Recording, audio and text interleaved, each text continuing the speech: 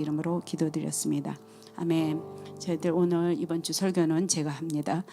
설교의 제목은 시대를 아는 하나님의 사람이란 제목으로요. 역대상 12장 32절 한 절을 저희가 같이 합독하면서 그 제목에 대해서 제가 나누기 원합니다. 역대상 12장 32절입니다. 우리들이 많이 알고 계시는 그러한 구절인데요. 같이 큰 목소리로 합독하시겠습니다. 이사갈 자손 중에서 시세를 알고 이스라엘이 마땅히 행할 것을 아는 우두머리가 200명이니 그들은 그 모든 형제를 통솔하는 자이며, 이렇게 여러분들 요즘 많이 들었던 그러한 그 구절입니다. 모든 사람은 시대의 자녀들로 아주 특정적인 시대에 다들 태어나게 됩니다. 그래서 그 시대의 영향을 받으며 살아갈 수밖에 없습니다. 시대로부터 자유로운 사람은 이 세상 누구도 없습니다. 그러므로 주어진 시대에 올바른 삶의 열매를 맺으려면 어떻게 해야 될까요? 시세를 아는 것이 가장 필수적인 것입니다. 창조 질서를 거부하는 그 동성애를 비롯해서 저희들이 알고 있지 않습니까? 성적 지향의 문제가 얼마나 사회를 어지럽히고 있고, 또 흉기, 또 미국 경우에는 총기 난사 사건 등 이런 거 진짜 불특정 다수들이 그저 아무런 이유 없이 공격하는 그러한 상황들, 또 아주 그러한 말기적인 증세들이 하루가 멀다 하고 지금 신문지상에 등장하고 있습니다.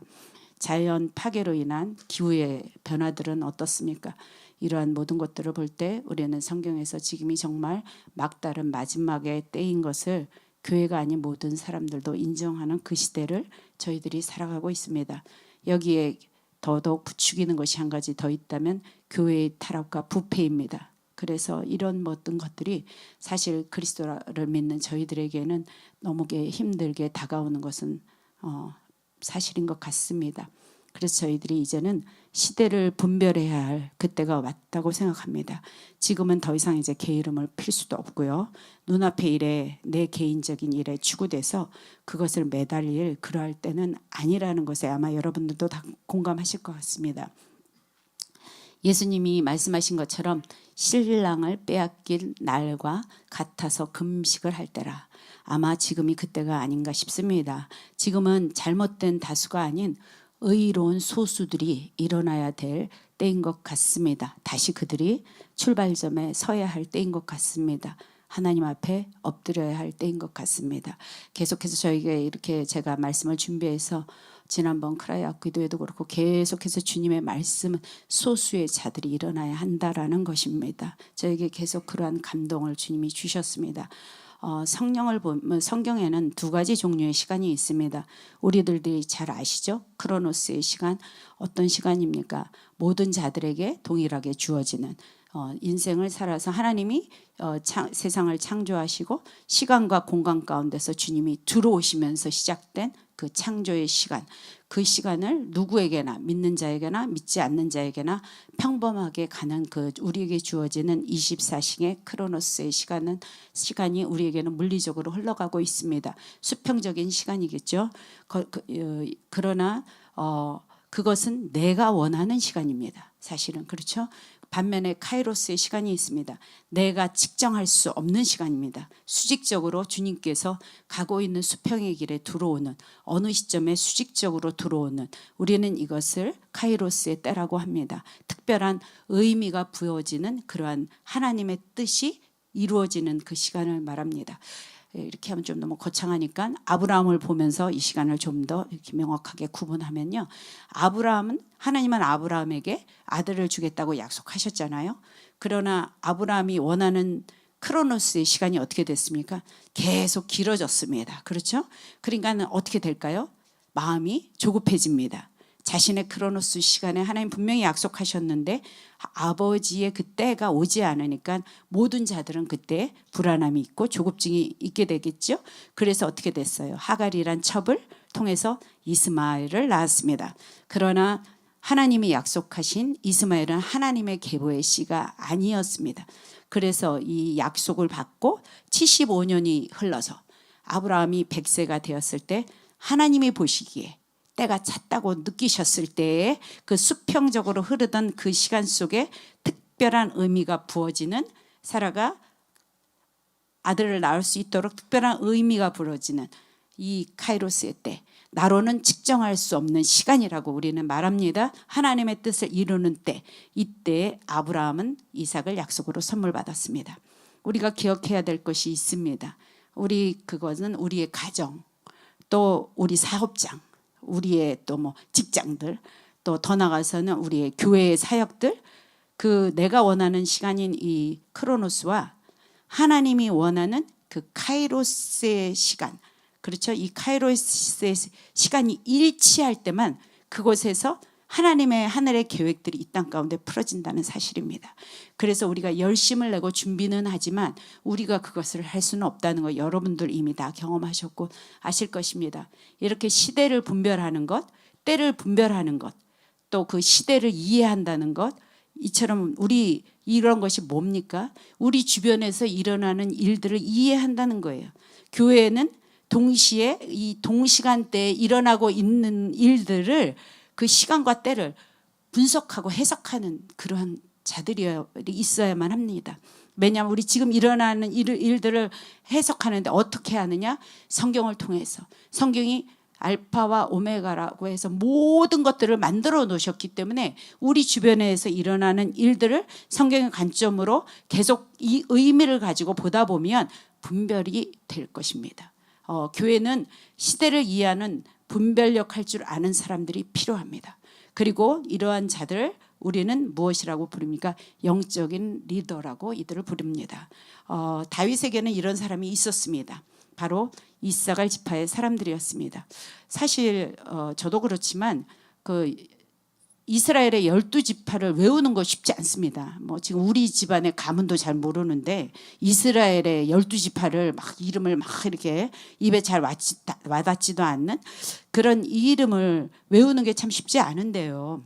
그래도 요즘 많이 듣는 지파 중에 한 지파가 이사갈 지파입니다. 뭐 다른 지파는 우리가 잘 모르겠어요. 뭐 성경의 깊이가 많으신 분들은 쭉 꿰 수 있지만 잘 모른단 말이에요.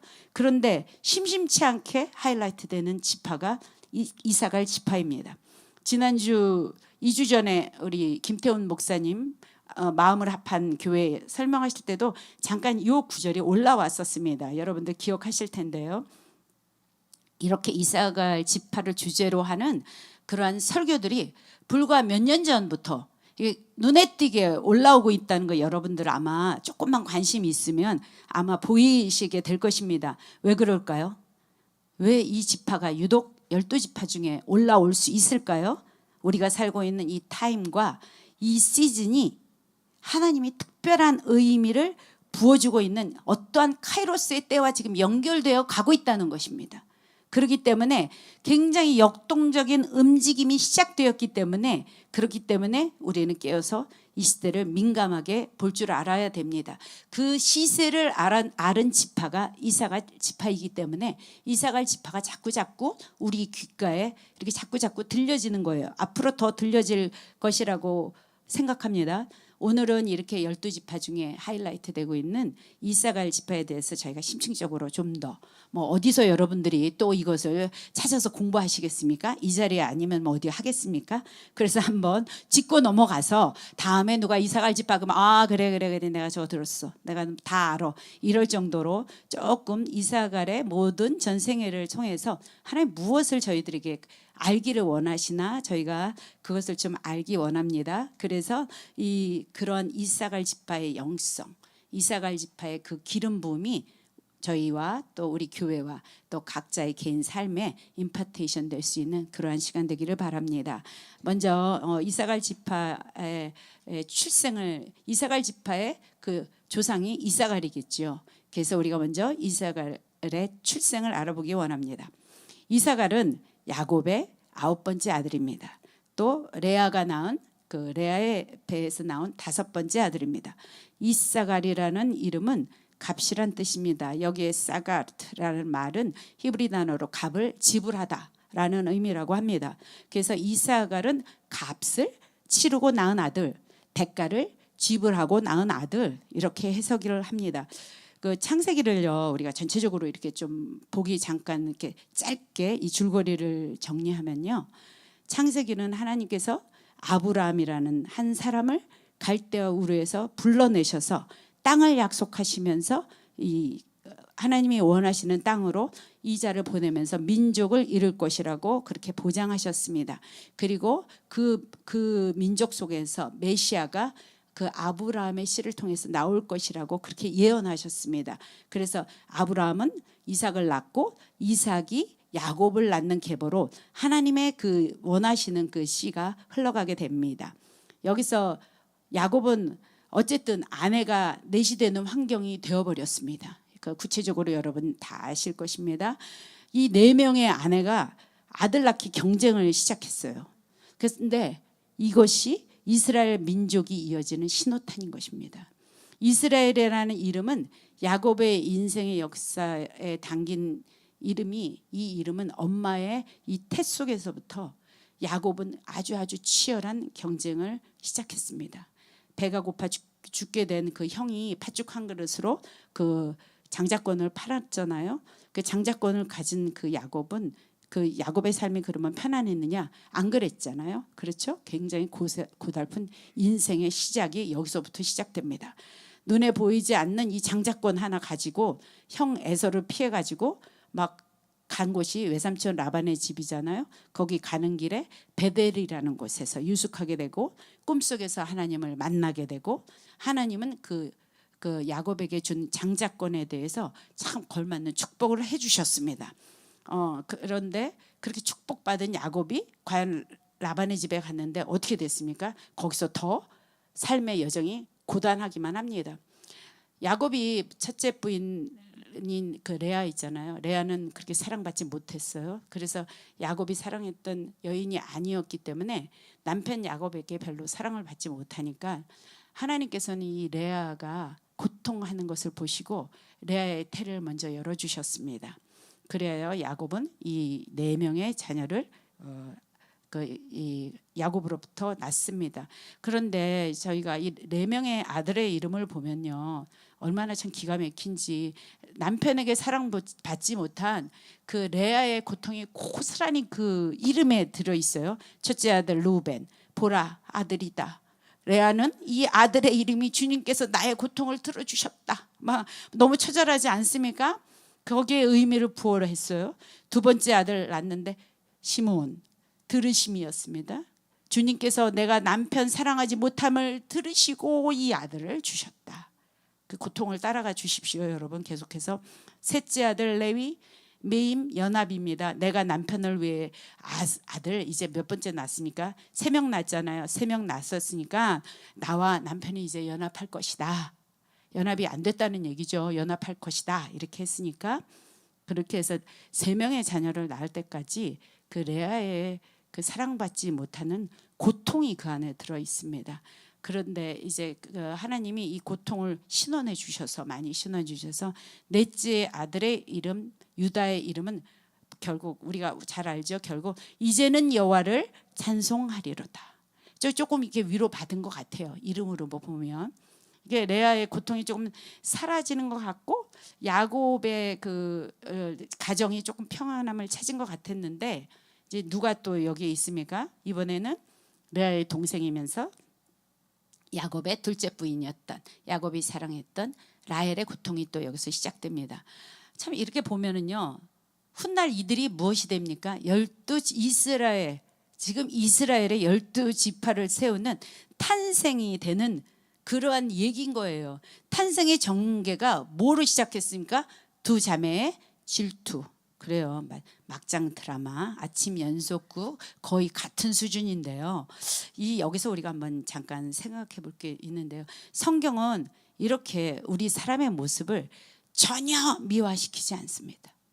그 있는 그대로의 민낯을 전달하는 것이 성경입니다.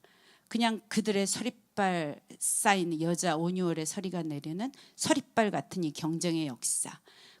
그것이 12명의 그 아들 이름에 고스란히 그렇게 남겨져 있어요. 그래서 그 야곱의 12아들의 이름은 그냥 이름이 아니라 역사입니다. 역사 그 자체입니다. 그래서 이렇게 말했듯이 그 4명의 아들을 지금 레아가 낳는데요. 그 레아가 경쟁 가운데서 난 이름 가운데 다 보면은 그들의 시기 질투, 또 뭐가 있죠? 승리, 기쁨. 이게 다채로운 경쟁이 하나하나 날 때마다 이렇게 들어있단 말이에요. 그래서 이제 고통이 가라앉으나 했는데 또 다시 레아가 질투를 시작합니다. 왜냐하면은 아들 넷을 낳고 나서 출산이 멈춰버렸어요, 레아가. 그런데 이제 그 시종들이 계속해서 여종들이 아들을 막 연달아 낳는 거예요. 그러니까 내 아들을 있음에도 불구하고 경쟁심이 발동해가지고 더 낳고 싶은 거예요. 그래서 이 엄마의 마음을 알았는지 제일 큰 아들 루벤이 들어가서 합판체라는, 그때 당시에 그 합판체라는 것이 아마 이렇게 아들을 잘 낳는 그 효능 있는 그 풀뿌리 같은 거였었는 모양이에요. 그래서 그것을 가지고 옵니다. 그래서 그것을 자기 엄마한테 주려고 갖고 왔겠지만 그 어찌 됐든 그것을 갖고 왔는데, 이것 하나님이 이것을 갖다가 동생인 라헬이 언니는 애들 4명이나 있는데 나도 좀 그거 좀 주면 안 돼? 뭐 이랬겠죠. 이제 지금 말로 얘기하면. 그러니까 그것을 주고 대신 사랑하는 라헬을 사랑했던 야곱이 레아와 동침을 해서 얻은 아들이 오늘 저희들이 보는 주제의 이사갈입니다. 이사갈입니다. 이사갈. 그러니까 뭐예요? 합한 채를 주고 그리고 내가 대신 받은 아들이다라는 거예요. 그렇죠? 그래서 그 이사갈 이름에도 참 이렇게 자매의 치열한 전투국 같은 이런 경쟁이 들어 있습니다. 이 레아는 이사갈에 이어서 바로 6번째 아들을 낳는데요. 그 이름은 스불론이었습니다. 그 6번째 아들을 낳은 후에 레아는 더 이상 경쟁을 하지 않은 것 같아요. 왜냐하면 나름대로 굉장히 만족한 것 같아요. 어디서 알 수 있느냐? 스불론의 뜻이 후한 선물이라는 거예요. 후한 선물.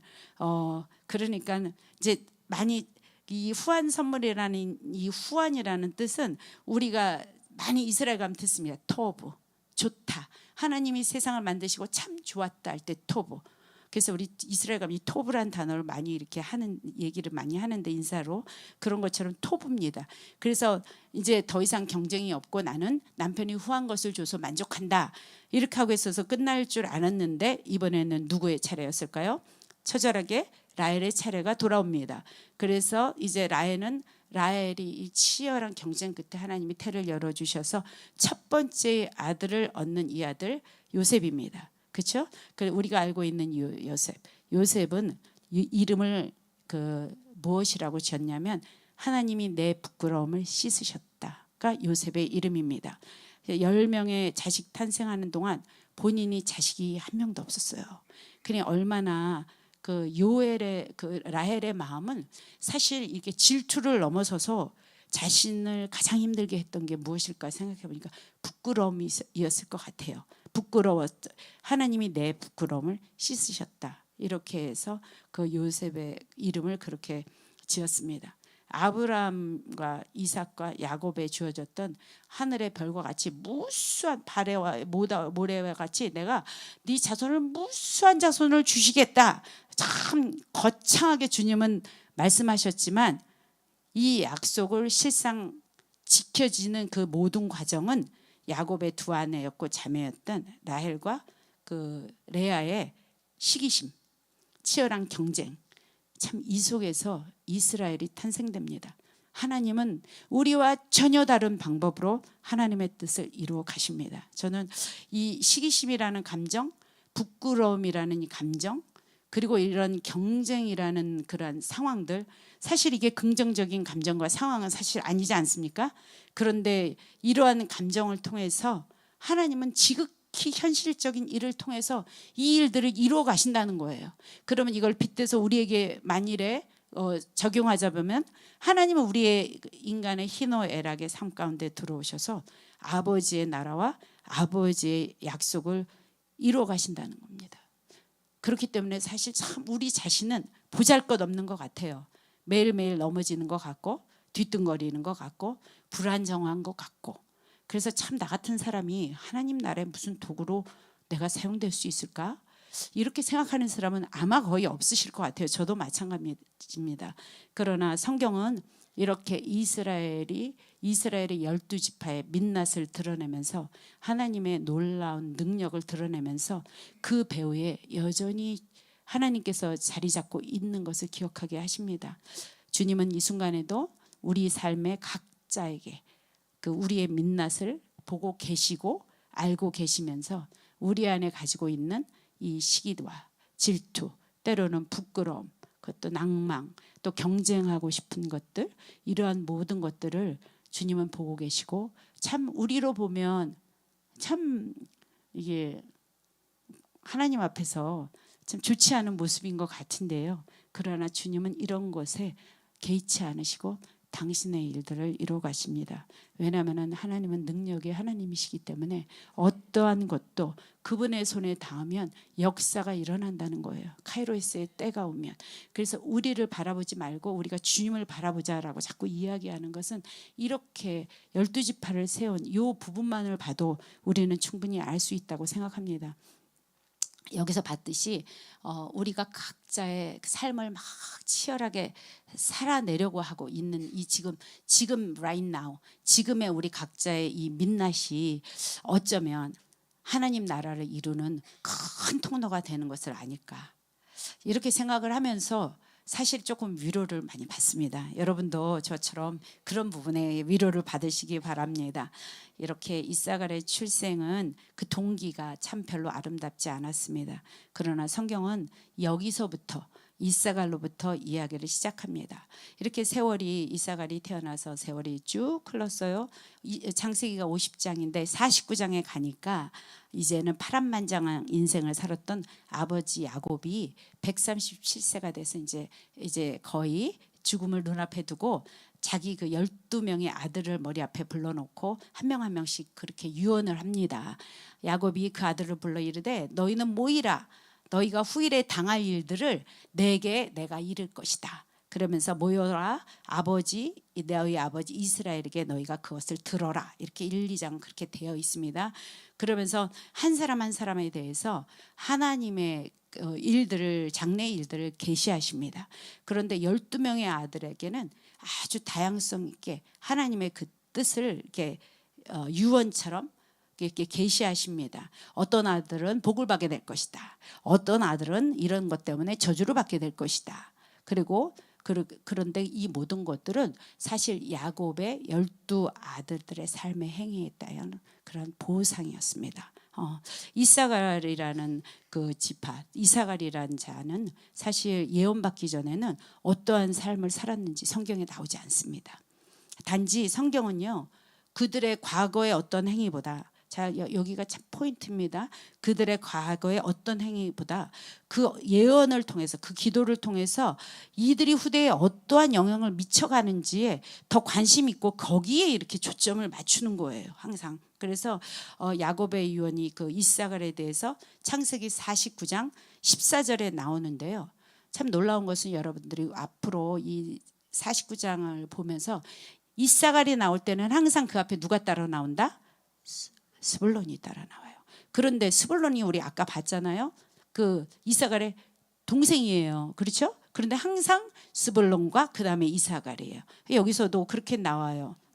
이사갈이 항상 여기 49장에서도 보면 스불론을 야곱이 먼저 축복합니다. 그 이후에도 이사갈 이야기는 꼭 스불론이 먼저 거론이 되고 있어요. 이 이유는 성경에서 자세히 잘 알 수 없습니다. 그러나 아마도 창세기가 이게 순서를 굉장히 중요하잖아요. 이렇게 중요로 생각하는데 그러한 이스라엘의 관례를 본다면 스불론이 아마 이사갈보다는 축복의 내용도 더 좋았고 더 강인하지 않았나, 그렇게 그냥 추측을 해봅니다. 창세기 49장 13절 14절은요 이제 그 야곱이 죽으면서 이 두 아들에게 남긴 유언입니다. 스불론 13절에 스불론은 해변에 거주하리니 그곳은 뱀에는 해변이라 그렇게 되어 있죠. 그의 경계가 시돈까지로다. 그 다음에 우리가 오늘의 주인공 이사갈은 뭐라고 그랬습니까? 이사갈은 양의 우리 사이에 꿇어 앉은 건장한 나귀로다. 그는 쉴 곳을 보고 좋게 여기며 토지를 보며 아름답게 여기고 어깨를 내려 짐을 메고 앞제 아래서 섬긴다. 그랬어요. 이사갈은 양의 우리 사이에 꿇어 앉은 건강한 나귀래요. 나귀가 무슨 일을 합니까? 나귀는 짐을 나르는 일을 하지요. 전통적으로 이스라엘은 나귀에 대한 특별한 애정이 있습니다. 왜냐하면 그 이유는 이스라엘의 백성들이 그 출애굽할 때 그때 그 자기네들을 이렇게 짐을 싣고 도왔던 그러한 짐승이 나귀이기 때문입니다. 그래서 나귀가 사실 부정한 짐승이거든요. 그렇게 구분되어 있는데도 나귀의 첫 새끼는 어린 양에 들이어서 대속하는 동물로 출애굽기 34장 20절에는 그렇게 되어 있습니다.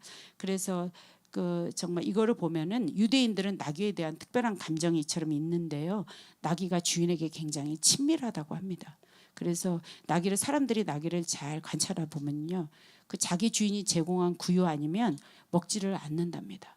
그러한 습성을 가지고 있대요. 그래서 자기 주인하고 연합하려고 하고 주인에게만 순종하는 그러한 이미지가 그 유대인들은 나귀 하면 순종의 이미지가 그렇게 각인되어 있다고 합니다. 우리로 말하면 진돗개 같아. 용맹스럽고 주인에게 순종한다 이렇게 한 것처럼 아마 유대인들에게는 나귀는 순종의 그러한 동물로 되어 있었던 것 같습니다. 이사갈을 건장한 나귀라고 한 것을 보면 그러면 뭔지는 몰라도 참 이사갈은 순종하는 그런 사람이었지 않을까 그렇게 추측을 해봅니다. 이 후손들의 삶은 굉장히 평범한 것 같았지만 굉장히 독특합니다. 어떤 면에서 그랬을까요? 보니까 일단 동생의 이름부터 계속 먼저 불려지는 거예요. 이게 뒤로 쳐져 왠지. 그리고 동생이 받았던 스불론이 받았던 그 지중해의 땅은 그 바다가 이렇게 해안 지방에 있었지만 사실 그 아셀 지파 그다음에 스불론 그다음에 이 이사갈은 거의 내륙 지방 이렇게 꽁꽁꽁꽁 이렇게 비옥한 땅이었지만 꽁꽁꽁꽁 이렇게 진출할 수 없는 그 안에서만 지나야 했던 그러한 땅을 그 내륙 지방의 땅의 크기도 그렇게 크지 않습니다. 이것을 받았는데요. 전혀 이사갈에 대한 이야기는 없습니다. 이들이 이것을 만족할 줄 알았던 자들인 것 같습니다. 그래서 그런데 이 마지막 예언이 참 이렇게 예사롭지 않지 않습니까? 어깨에 내려 짐을 메고 압제 아래서 성길이로다.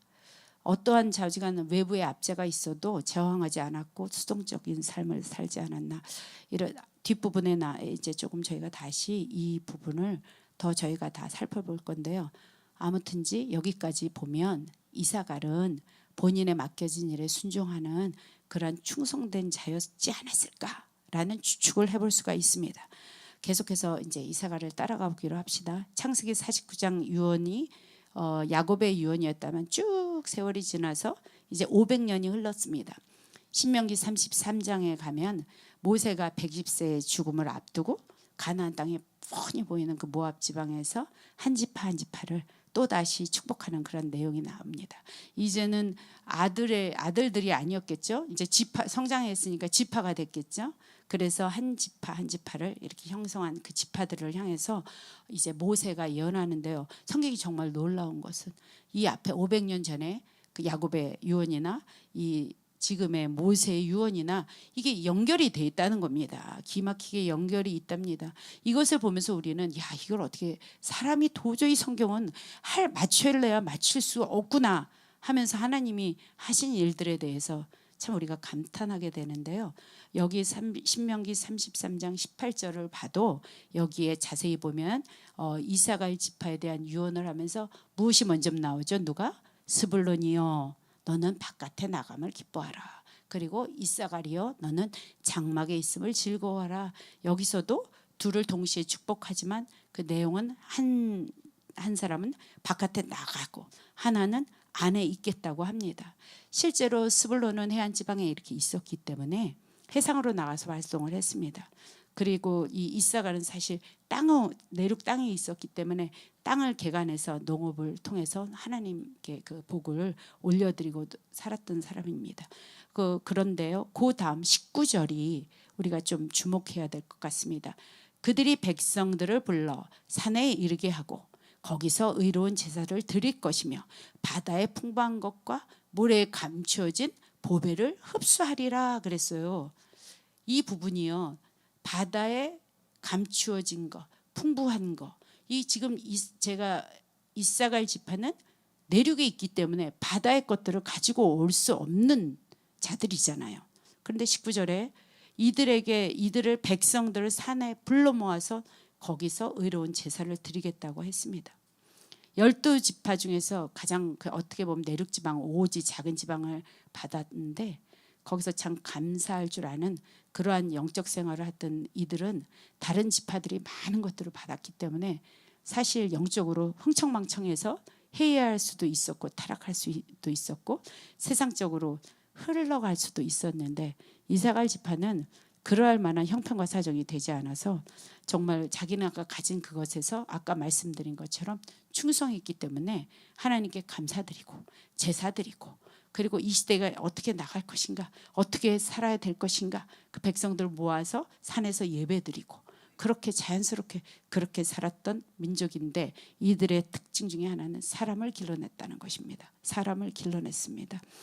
창세기 49장에 나오는 12지파 이야기 또 넘어가 신명기 33장의 모세의 그 마지막 이야기 그 여기가 굉장히 제가 이렇게 일치된다고 했잖아요. 그런데 더 놀라운 게 한 가지 있는데요.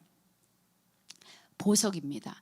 그 제사장들이 이렇게 그 대제사장이 입는 그 대속죄일에 가면은 대제사장들이 입는 에봇이라는 이 옷이 있습니다. 하나님이 그 이 12지파의 보석을 거기 제사장의 가슴에 이렇게 새기셨는데요.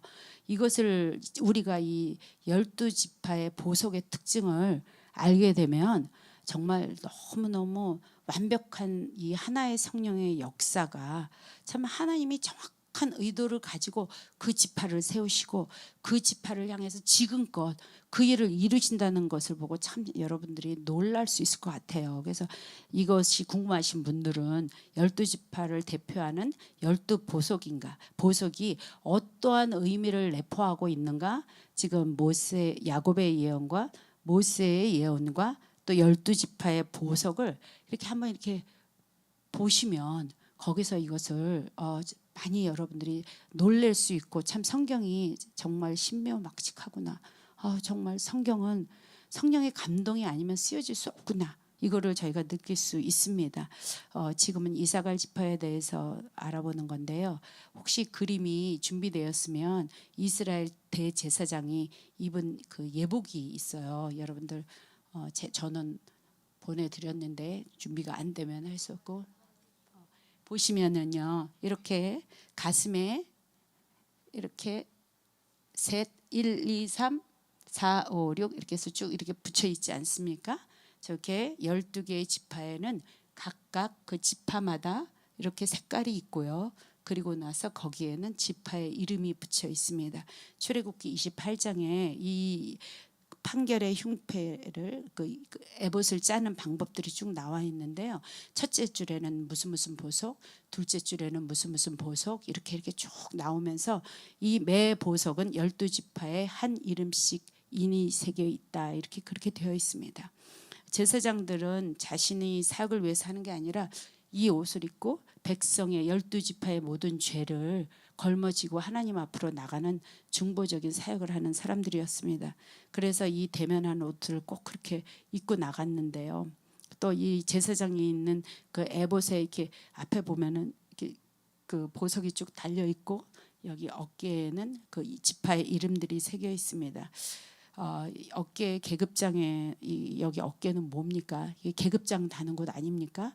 또 여기에 그 보석을 달고 12지파의 이름을 새기고 여기에 12명의 이름을 새기고 그렇게 참 당당하게 그것을 입고 그 제사장은 이들의 죄를 일일이 한 번씩 가서 속죄드리는 그러한 일들을 할 때 이것을 입었습니다. 저는 이 부분에 참 감동을 참 많이 받습니다. 왜냐하면은 그 앞에도 12보석을 달고 참 비천한 신분이잖아요. 저희 들어봤지 지금 잠깐 저희가 설명했지만 태어남에도 뭐 그렇게 그다지 좋은 그러한 이야기는 별로 없는데 하나님이 그렇게 비천한 신분들 문제가 있는 아들들 우리가 우리 눈으로 보면은 참 보잘것없는 이러한 지파를 항상 이렇게 가슴에 품으시고 보석같이 이렇게 존재로 어깨 견장처럼 이렇게 자랑스럽게 우리 이렇게 군인들 보면 뭐 무궁화 3개 별 하나 별 2개 다 여기 있다 이렇게 달지 않습니까? 이게 누구라는 것을 나타내는 것인데요. 그렇게 당당하게 그렇게 하신 것에 대해서 저는 개인적으로 큰 감동을 받습니다. 우리도 자녀를 길러봤지만 자녀가 뭐 그렇게 훌륭해서 그리고 뭐가 그렇게 잘하고 깨끗하고 걔네가 그렇게 자랑스러워서 우리가 사랑하는 것은 아니지 않습니까? 그냥 자녀이기 때문에 바깥으로는 표현하지 않지만 아마 우리 모두가 자녀가 있다면 가슴에 품고 보석처럼 어깨에 자랑스럽게 달고 그렇게 보배롭고 존귀하게 우리도 그렇게 여기는데 동일하게 그 영원하신 대제사장이신 우리 예수 그리스도가 우리가 자녀됐기 때문에 오늘도 입고 들으시고 보석처럼 나를 그렇게 귀하게 여기는 것에 대해서 내가 너를 먼저 지명해서 불렀다. 너는 내 것이다. 어떠한 이유가 있는 것이 아니라 너의 그 존재 자체가 나에게는 너를 존귀할 수 있게 하는 그 이유다라고 이렇게 부르시는 것 같아요. 그래서 사실 이걸 보면서 저는 참 주님 이렇게 지금도 이렇게 품어주시는 보석과도 같이 그렇게 우리가 존귀한 자로 품어주시는 그 주님께 늘 감사하는데요. 이 시간 저희 모두가 자신이 그 어떠한 것보다도 주님 앞에서는 굉장히 존귀한 보석이민 내가 그러한 자구나. 주님이 가슴에 나를 달고 어깨에 메고 나는 그러한 자구나. 이러한 자녀됨의 정체성이 회복되는 것을 주님의 이름으로 선포합니다. 여러분 이것이 먼저 저에게 선포되어야 될 것 같습니다. 오늘 주제가 이사갈 지파의 보석인데요. 이사갈은 첫 번째 줄에 있는 그 홍보석 유다가 홍보석이 있고 두 번째 황옥이 그 이사갈 지파의 보석입니다. 두 번째입니다. 이게 두 번째죠. 그리고 그 옆에 세 번째가 스불론에 그렇게 이렇게 들어 있습니다. 그래서 황옥, 이사갈은 황옥입니다. 영어로는 토파즈입니다. 우리 많이 들어봤어요. 토파즈는 들어봤는데 황옥은 못 들어본 것 같아요. 이렇게 각 보석마다 그 지파의 성격과 특징이 있었습니다. 근데 그 황옥의 특징은 뭐냐? 이 토파즈의 특징은 뭐냐는 거예요. 토파즈의 특징이 이사갈 지파의 성격과 너무 이렇게 딱 맞아 떨어져서 참 저는 놀랐는데요. 이사갈 지파 이 황옥은 헬라어로 말하면 추구하다라는 단어라고 합니다. 이 돌을 홍해에 위치한 그 어떤 섬에서 이 돌을 발견했는데요. 그 섬은 안개가 이렇게 늘 꼈답니다. 그래서 항해자들이 그 섬을 발견하기가 그렇게 쉽지 않았대요. 그래서 안개가 늘 이렇게 꼈기 때문에 굉장히 오랫동안 찾아다녀서 그 보석을 취할 수 있어서 추구했다. 내가 이것을 추구했다라는 의미로 그걸 붙였답니다. 오랜 세월을 그렇게 해서 열심히 찾은 대가로 내가 얻었다. 이렇게 말한 것이 토파즈라고 합니다. 그러니까 아까 우리가 첫 번째 이사갈 지파 할 때 우리가 들었죠.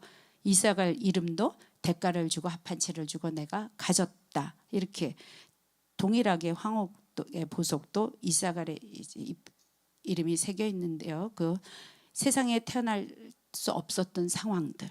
그러나 대가를 지불해서 가졌다. 또 마찬가지로 토파즈도 밝은 날에는 볼 수 없지만 그 안개가 덮인 그 섬을 향해서 찾아갈 수 있도록 안개가 덮였으니까 찾기가 얼마나 쉽지 않았겠습니까? 그렇게 헤매면서 찾은 그 보석, 그 토파즈는요. 밝은 낮에는 희미하다고 합니다. 알 수가 없대요. 그런데 어둡게 되면은 빛이 반짝반짝하다고 합니다. 그래서 어두웠을 때만 이렇게 찾을 수 있답니다. 그래서 그렇게 헤매면서 지불했던 그 보석이라고 합니다. 여기에서 잠깐 저희가 이제 연결을 해서 말을 생각해 보면요.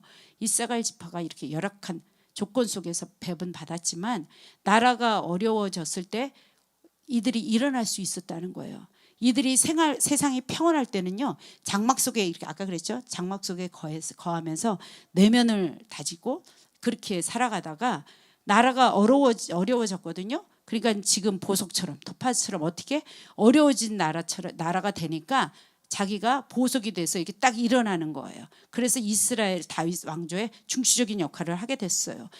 사울이 40년 집권하는 동안에 국민이 다 이렇게 정신 건강도 해이지고 하나님 따르지 않으니까 전 국민이 갈팡질팡하게 되면서 이때에 다윗이 등장하게 됩니다. 그래서 역대상 12장에 보면은 권력이 이렇게 사울은 기울어져 가는 다리라고 하면은 다윗은 새롭게 이렇게 뜨는 그런 해인데요. 이렇게 하는데 사실 사울의 핍박이 너무너무 심해가지고 누가 따를 수가 없어요. 만일에 이때 다윗을 따르면 어떻게 됐다? 다윗을 따르게 되면 막 그때 그야말로 멸족이 되는 거예요. 그 사람들은. 그래서 따를 수가 없었는데 다윗이 그 시들락에 이렇게 숨어 있을 때 누가 와서 싸움을 하는 장수들이 와서 도와준 용사들이 있습니다. 그들이 바로 이사갈 지파입니다. 그렇죠? 도울 수 있는 것. 이때다. 가문이다 멸망받을 때 이때야 하고 도울 수 있는 것. 용감하게도 다윗 편의 줄선자들이었어요. 그래서 이들이 와서 백성들을 향해서 다윗 민족이 희망이야 라고 이렇게 딱 깃발을 딱 드니까 갑자기 어디로 갈까, 일로 갈까, 절로 갈까, 뭐 어디로 갈까 했던 자들이 쭉 하고 모여서 다윗의 왕조가 도래하는 그 길잡이를 댈 때에 여기 섰던 자들이 바로 이사갈 지파입니다. 그 역세당 12장 18절로 내려가면은요, 여기에 그게 나옵니다. 성령이 30명의 우두머리 아마새를 감싸시니 이르되 다윗이여 우리가 당신에게 속하였고 이새의 아들이여 우리가 당신과 함께 있으니 원하건대 평안하십시오. 당신도 평안하고 당신을 돕는 자에게도 평안이 있을 것입니다. 이는 당신의 하나님이 당신을 도우시기 때문입니다. 이렇게 했단 말이에요. 여기서 백성들이 하나님의 뜻을 믿는 자들이 다윗에게 찾아와서 목숨 걸고 막 다윗 편에 섰거든요. 근데 이들이 다윗 편에 쓴 이유는 무엇이냐? 한 가지였습니다. 그들이 다윗 편에 쓴 것은 하나님이 당신 편에 섰기 때문에 우리가 그것을 확인했기 때문에 우리는 쓰겠습니다라는 것이 이들의 이유였어요. 그 미국의 대통령 아브라함 링컨의 많은 그러한 예화 중에 이런 예화가 있습니다. 남북 전쟁 치를 때에 그때 당시에 이 북군에 자꾸 남군이 이기게 되니까 북군이 이렇게 막 유리하지 못해서 막 대통령이 고민에 빠졌는데요. 그때 교회 신자들이 링컨한테 와서 이렇게 말합니다. 염려하지 마십시오. 이 전쟁 동안 하나님이 우리 편에 계실 것입니다. 믿습니다. 막 이렇게 했어요. 이랬을 때 링컨이 한 말, 유명한 말입니다. 내가 염려하는 거는 하나님이 우리 편에 계신 게 아니고 우리가 하나님 편에 서 있는 거다. 이렇게 말하는 거예요. 참 이 얘기가 우리에게 참 많은 교훈을 저는 줍니다. 사람들이 그때 당시에 남북 전쟁 당시에 남부에는 굉장히 신실한 기독교 백인 그 기독교인들이 많이 살아 있었거든요. 많이 살고 있는데 이들이 목화를 재배를 했어요. 그러니까 여기에는 노동력이 많이 필요하거든요. 그러니까 이들이 보기에는 성경에 노예 제도가 있으니까 노예를 해방시킨다는 그거의 개념이 없는 거예요. 성경에 없으니까. 그러니까 하나님이 우리 편일 것이다라고 그 노예 제도를 인정하면서 막 열심히 생활했어요. 그런데 북부에 있는 그때 당시에 북군들도 굉장히 신앙이 좋았단 말이에요. 그들은 남부에 비해서 그 북부 쪽은 그 산업화가 많이 됐기 때문에 노동력이 그렇게 필요치 않았단 말이에요. 그러니까 자기네들은 노예 제도가 없어도 돼. 왜냐하면 예수님이 내 몸같이 이웃을 사랑하라고 했는데 그러다 보니까 바울의 말을 의지해서 흑인도 사랑해야 돼, 믿고 같이 해야 돼 하다 보니까 남과 북이 이 노예 전쟁으로 이렇게 대립이 되었거든요. 이렇게 한 사건을 놓고 두 편이 갈라졌어요. 그렇죠? 그러니까 하나님이 막 서로 어떻게 하겠습니까? 저를 도와주세요라고 하지 않았습니까? 우리들이 많이 잘하는 농담이 있어요. 자, 이럴 때 하나님은 누구의 하나님이 더 세지? 우리 이게 많이 농담으로 그렇게 많이 했잖아요.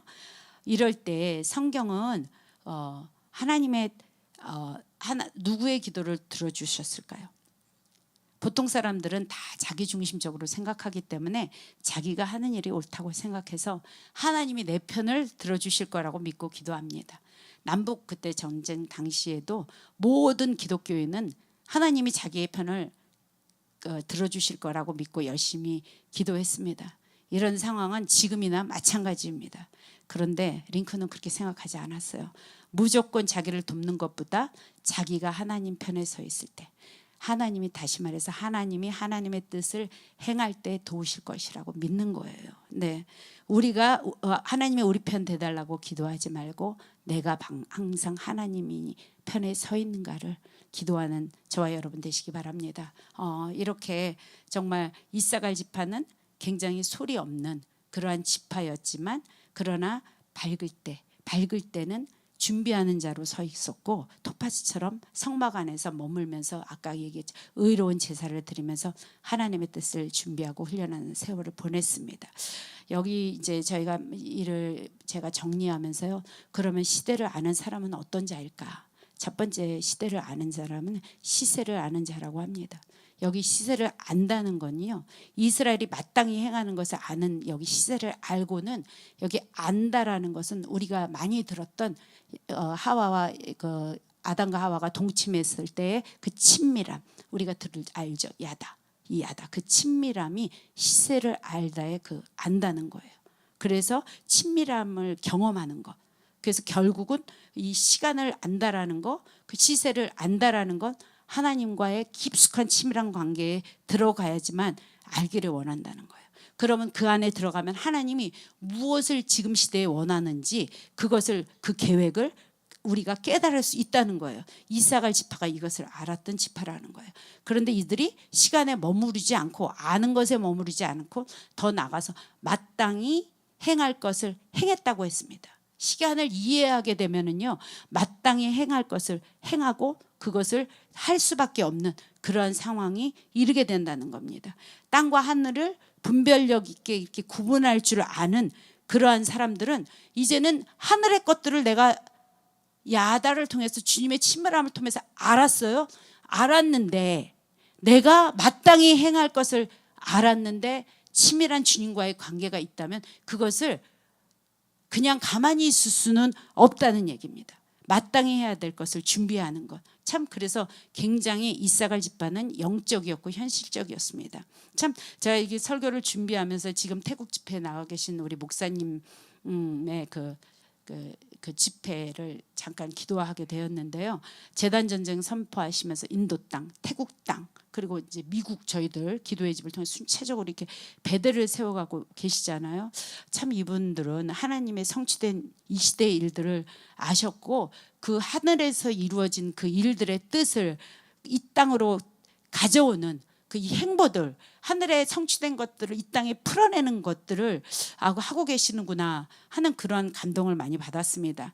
이사갈 지파가 이렇게 하이라이트 되는 것은요, 정말 이러한 시대에 마땅히 그것을 아는 자가 행하지 않는다면 그것은 이게 말이 맞지 않는다는 얘기가 되는 것 같습니다. 이스라엘의 지금 말했던 시세를 알았던 이것은 정말 그 기름 부으심이라는 이것은 공동체, 이 공동체가 그것을 가지고 그 연합이 되어서 하늘의 것들을 이 땅 가운데서 이뤄내는 것 이것이 시세를 아는 자들이 행하는 것이라고 그렇게 생각합니다. 이 그 두 번째로 시대를 아는 사람들은 어떤 자였습니까? 그러면 어떤 자였겠죠? 용감한 자였습니다. 물러나지 않았습니다. 이들은 항상 유다와 더불어 항상 민수기 10장을 보면 항상 선봉에 섰던, 그래서 아까 그 제사장의 거기를 보면 지파 중에 제일 앞에 지파에 이들이 들어있잖아요. 유다가 나올 때 바로 뒤에 따라 나오는 지파가 스불론과 이사갈의 지파였습니다. 가나안 그 혼돈 시계 속에서 싸울 줄 아는 용감한 자들이었어요. 신앙 지키기 어려웠을 그 시절에 그 수고와 대가를 바라지 않고 그렇게 돌파할 수 있었던 것, 그러한 용맹의 기름 부으심이 저희들에게 이 시간 임파테이션 되기를 바랍니다. 우리 교회가 그렇게 지어졌습니다. 정말 우리 교회가 마지막으로 정말 시대를 아는 그러한 사람들이 모여서 했던 것이 무엇이냐면은 예배를 드렸던 것이거든요. 예배에 앞장섰던 자들에게 주님께서는 신명기 33장 19절에 감추어진 바다의 풍부한 모래들을 흡수할 것이라고 했습니다. 이사갈에 대해서 유언을 했을 때도 주님 그런 것처럼 하나님 정말 예배를 통해서 그 즐거움을 누리고 그 안에서 산으로 형제자매를 이끌어가는 그러한 일을 감당했던 자, 하나님의 친밀함을 알고 그것을 행하는 자들을 우리는 예배자라고 합니다. 뿐만 아니라 이들을 가지고 이들을 더욱이나 백성들을 자기네 산으로 가지고 가서 그 예배에 동참하게 하는 이 모든 것들이 바다의 풍부한 것을 흡수하고 누릴 수 있는 복이 임한다는 것입니다. 이 이야기는 다시 말해서 뭐냐, 시세를 아는 자들은요, 지금 이사갈 지파는 내륙에 있는데 어떻게 바다에 그것을 흡수할 수 있냐는 거예요. 너희 땅에서는 절대로 얻을 수 없는, 내륙 지방에서는 절대로 가질 수 없는, 바다와 전혀 상관없는 그 풍부한 것들을 내가 너희에게 맡기겠다. 뭐를 할 때? 예배를 드릴 때. 그렇게 되어 있습니다. 결국 때를 알고 행하고 백성을 통솔하는 자, 예배에 앞장서는 자, 용감한 자, 그들에게는 우리의 힘으로는 알 수 없는 초자연적인 부의 이동을 마지막 때에 주님이 하시겠다고 성경은 그렇게 기록되고 있습니다. 우리가 그의 부의 이동을 딱 잡을 수 있는 그런 자 되기 원합니다. 하나님을 제한하지 않고 하나님 앞에 무엇을 바래서가 아니라 시세를 알았기 때문에 정말 비록 작은 지파였지만 이들이 그 작은 지파였지만 어둠이 있을 때 용감하게 뛰어나가서 그 선봉에 설 수 있었던 그러한 자들, 이러한 자들을 통해서 이러한 자들이 그러면 어두웠을 때 무엇을 했느냐? 그들이 준비되었다는 거예요. 그래서 그들의 용맹성을 통해서 이들이 나아가서 하나님의 뜻을 합해서 그 땅의 것들을 이 땅에서 이루어나고 있을 때 그 부의 이동, 우리가 가질 수 없는 바다의 불을 내륙에서 가지고 올 수 없는 이의 부의 이동이 초자연적으로 우리에게 임한다는 것입니다. 이것이 그 하나님의 나라와 뜻을 구할 때 이루어지는, 이 땅에 이루어진 우리의 개인들의 축복인 것입니다.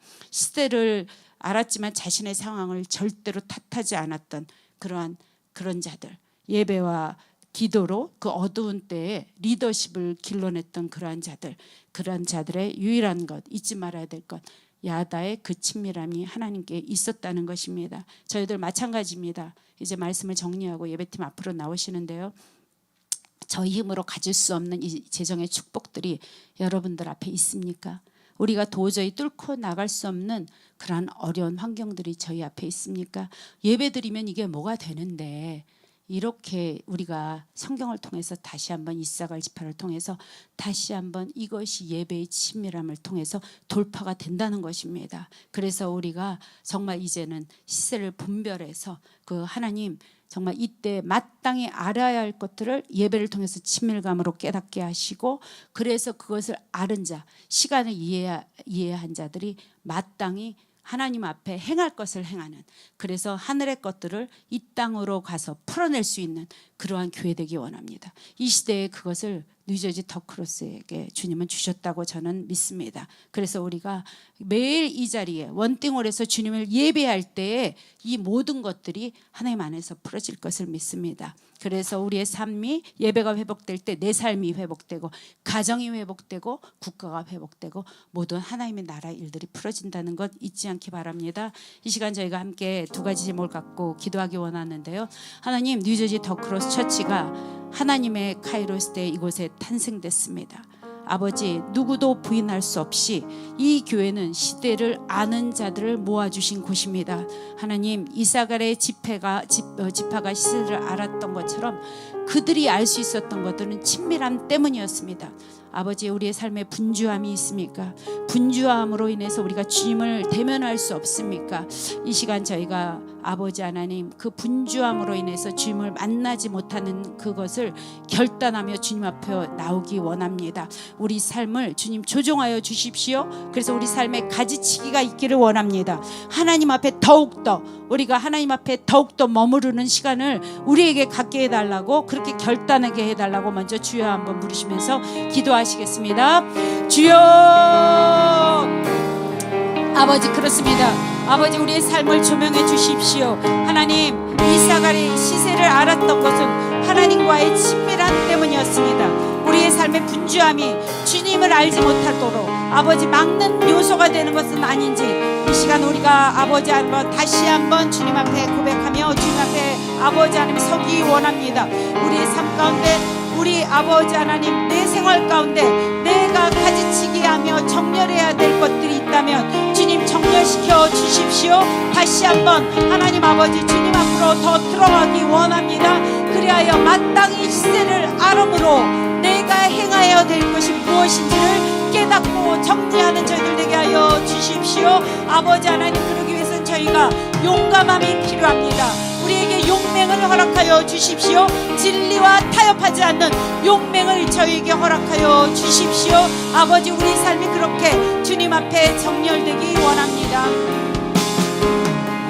한 가지 더 주님 기도합니다. 하나님, 그렇습니다. 이제 내 마음에 먼저 내 성전이 주님 앞에 깨끗하고 정결되게 회복되기 원합니다. 아버지 하나님, 그래서 그 이사갈에 지파에게 주었던 그러한 모든 은사들과 기름 부으심이 저희에게도 오기 원합니다. 우리의 삶의 모든 영역 가운데 돌파를 허락하여 주십시오. 내륙 지방이 있었지만 바다의 풍부한 것들을 흡수했던 이사갈의 지파를 주님이 이 성경에 기록한 것은 우리로 이 땅에서 동일한 이것을 누리라고 하신 아버지의 말씀으로 이 시간 우리가 취합니다. 하나님, 모든 삶 가운데 주님 돌파의 기름을 부어 주십시오. 주여, 이렇게 한번 부르시고 나가시겠습니다. 주여, 우리 아버지 하나님, 뚫지 못하는 삶 가운데 주님의 이름을 부르며 나아갑니다.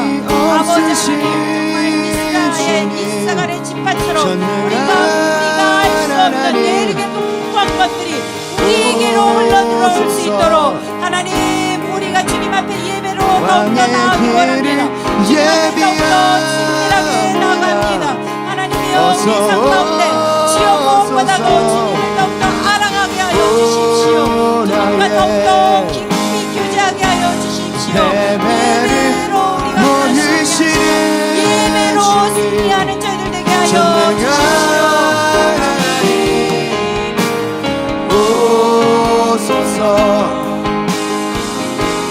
왕의 길을 예비하라. 우리가 주님의 길을 예비하는 자가 용감한 자로 이사갈의 지파처럼 왕의 길 예비하리.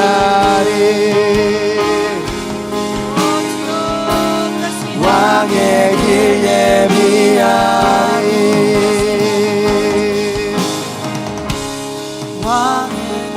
마지막으로 이제 기도할 때 주님, 이 지역의 시대를 알고 시세를 분별하는 자들이 많이 일어나게 해주십시오. 그러한 교회들이 일어나게 해주십시오. 그렇게 부흥을 허락하여 주십시오.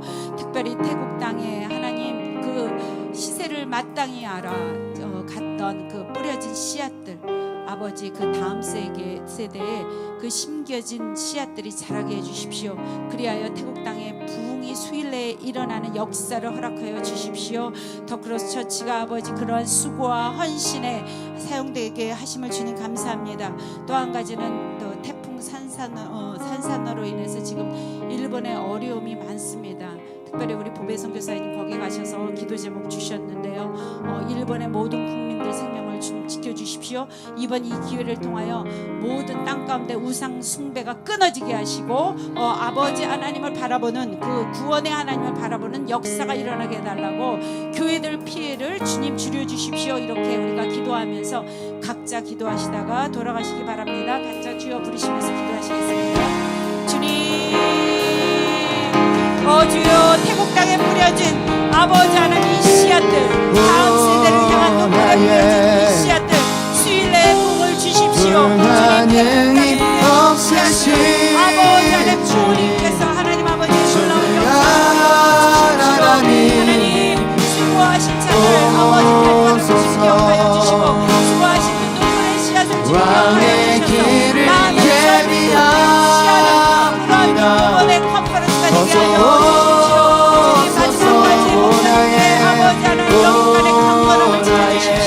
예배를 모르시는 주님, 전능한 하나님 오소서. 왕의 길을 예비합니다.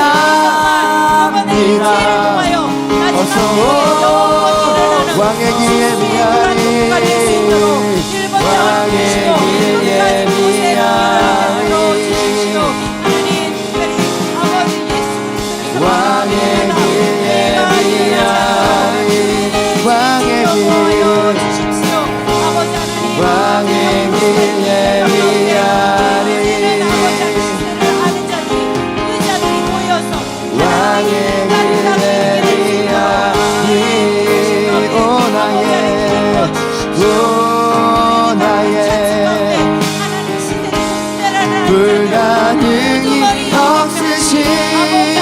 주님 전능한 하나님 오소서 왕의 길을 예비합니다 어서 오소서 오 나의 예배를 모르시는 주님 전능한 하나님 오소서 왕의 길을 예비합니다 어서 오소서 거칠은 파도와 험난한 광야가 나의 앞길을 막아도 나는 이 길이라 이제 보지 않으리 변하지 않는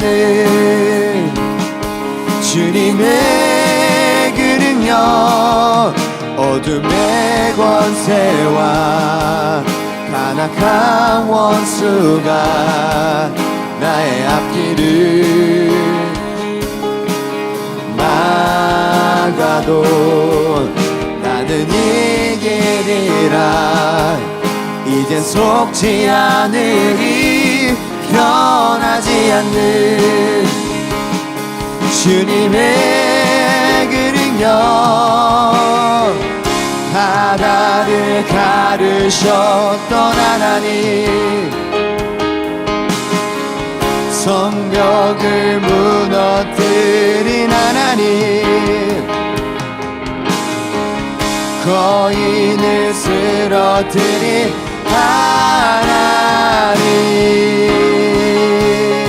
하나님 대적할 자 누구랴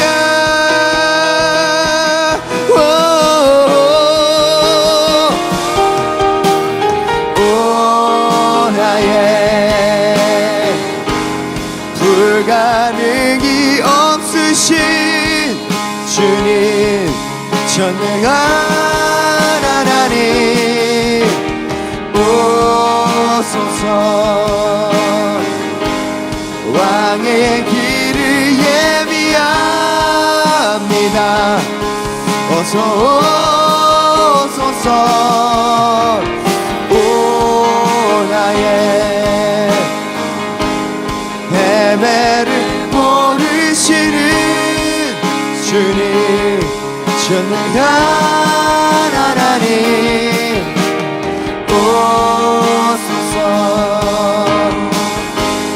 왕의 길을 예비합니다 어서 오소서 왕의 길